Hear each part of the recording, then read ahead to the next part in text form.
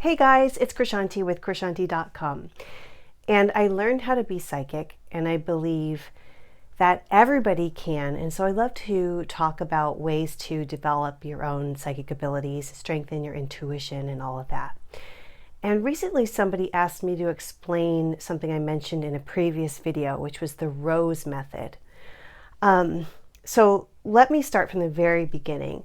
And basically, yes, we can all be psychic and intuitive, but those of us who weren't born with it, like naturally being like, I see dead people and like knowing things and all that, those of us who have to work at it, we're more psychic if we follow a certain protocol, like a set of procedures before we get into psychic mode. Actually, those procedures set you up to be in psychic mode. And the more you practice, the better you will get. But if you're just learning, you're like, I'm just gonna be psychic right now, and you take a wild guess, your psychic abilities are basically as good as any wild guess. Whereas if you're like, okay, I'm really gonna try to be super psychic, I'm gonna sit down, I'm gonna really meditate and get in the zone, and then go from there, the information that you receive will be much more like on and more, I don't want to say accurate, but definitely more perceptive and all of that. So that whole method that I use, actually have a meditation on my website. I have one for free that you can use. It's at the top of the store page. But I also recorded one that I called like the Psychic Setup Toolkit meditation. And that one takes you through that initial meditation that I have for free, which that meditation gets you grounded and centered. And then it has you running different types of energies. And once you get the hang of doing that procedure, it really does strengthen your intuition and gets you in a really nice, good place to do readings and to do psychic work. But back to the whole rose thing. So once you do that meditation and everything, and then you're going to tune into, let's say, a person, what I was trained to do is I just visualize a screen in front of me. And a lot of people who teach intuitive development use this whole screen thing, like a movie theater screen or like a picture frame or something like in front of you. That's sort of like a place to contain the information, so it's all there. And then on that screen you create a rose or a bubble. And different people like different things. Some people don't like roses at all, so they use like a different thing, or they'll use a bubble or a different flower. But I was told or trained to use the rose because you put this thing up there and then you invite energy to enter into this object. So if you're tuning into a person, the very first thing that you want to do is call in the energy of their spirit into this rose, or also known as a viewing receptacle. I'm all the rose shape here. Now the reason a rose is so effective is that it's got a lot of petals and layers. And so right then and there, instead of like worrying about the person sitting there or wherever they are in the world, because another common misperception I hear from people is that you have to be there for the reading to be good. And that's so not accurate. Information, I mean, energy is information, and the person can be like on the other side of the planet, and all you have to do is tune into their energy, and location doesn't matter. It's pure energy. So whether you're sitting here or you're sitting way over there in Timbuktu, doesn't matter, does not affect the quality of the session. In fact, if you're a sensitive person like I am, it'll be easier to do the reading when the person's further away, because sometimes when they're in front of you, their energy is just more intense. That doesn't mean that the data or the information that you get will be any more intense. It just means that you'll feel them sitting there and you can feel their like vibration, and it might throw you off, in fact, a little bit. But anyway, you invite their energy into that rose, and then that rose becomes a different color or a different like set of colors. You can look at each petal and see, is the rose like robust? Are the petals fresh and new? Is it all closed up, or is it open?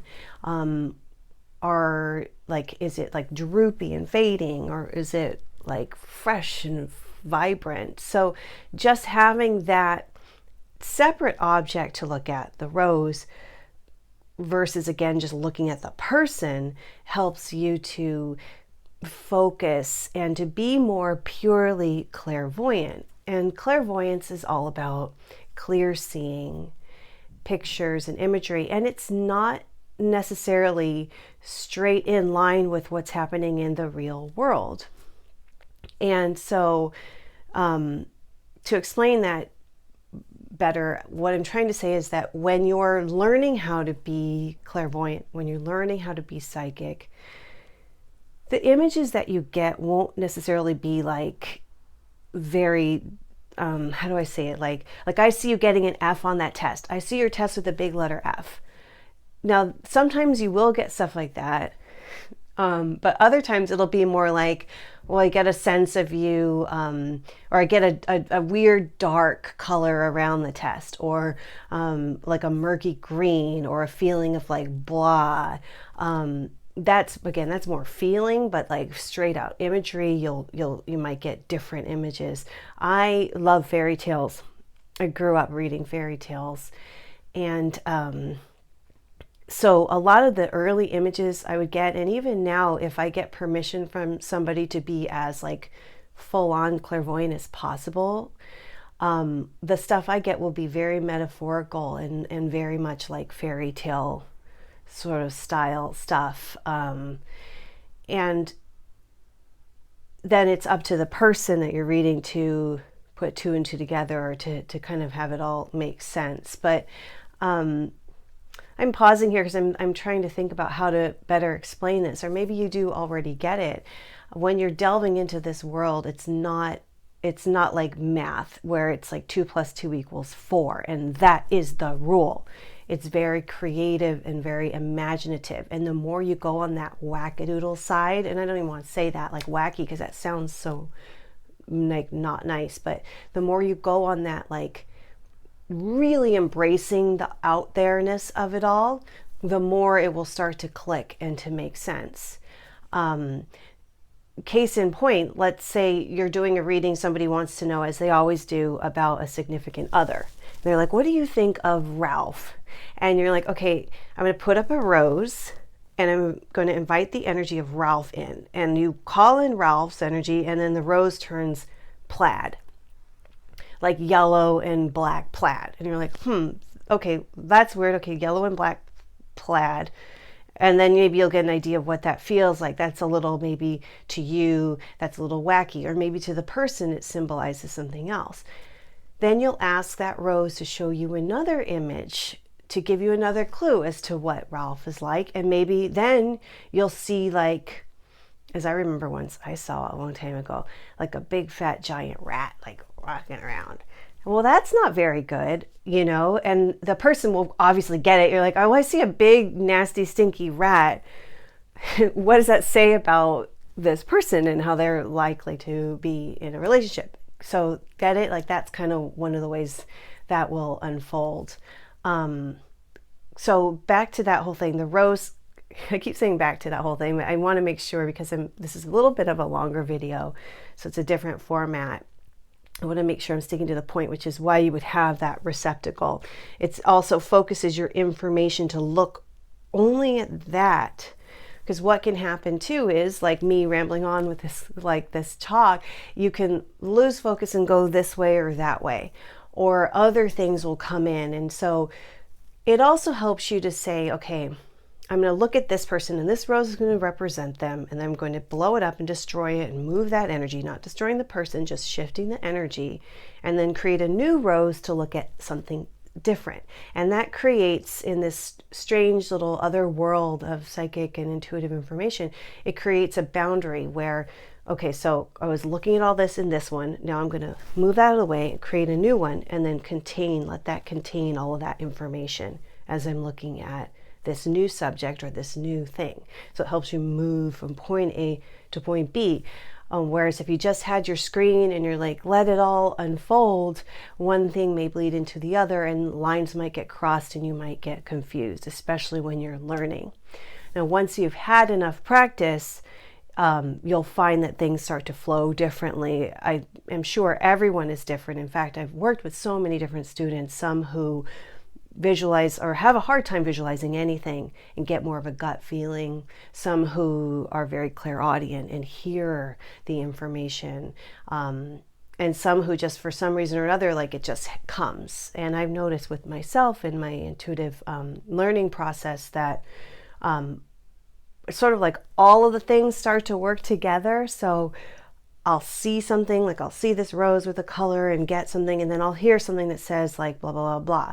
And then I will get a feeling. Unfortunately, if you're sensitive, that's a hard thing to deal with, because you'll literally feel, and I'm putting my hand right here because it's my solar plexus that has that issue. Like you'll feel the person's pain, or you'll feel something in their throat chakra, or you'll feel a headache. So they all kind of start to work in conjunction with each other. But from the framework of having your clairvoyant kind of setup, it helps it all flow much more easily.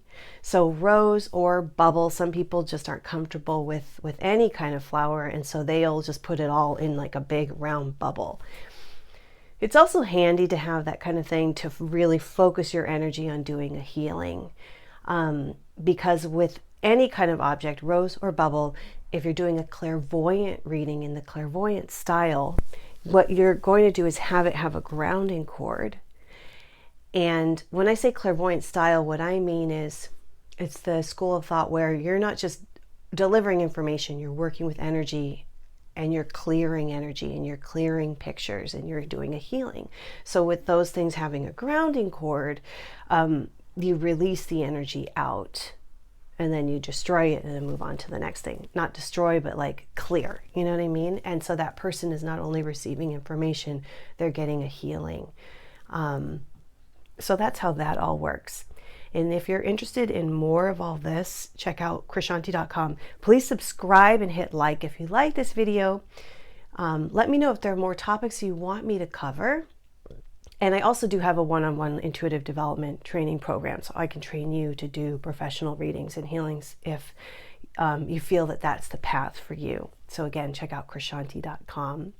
And I think that's all for today, and I'll see you next time. Thanks. Bye.